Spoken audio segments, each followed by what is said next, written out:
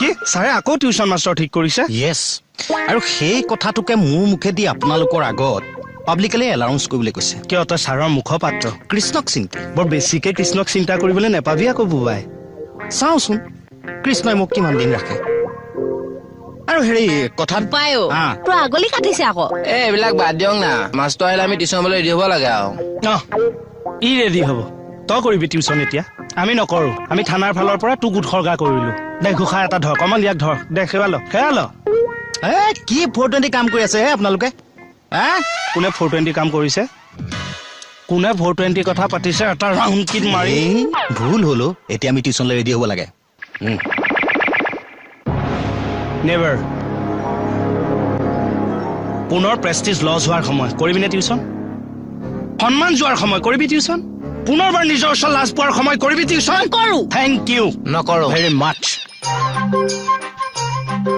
The tuition master is Salomoni Bodoti.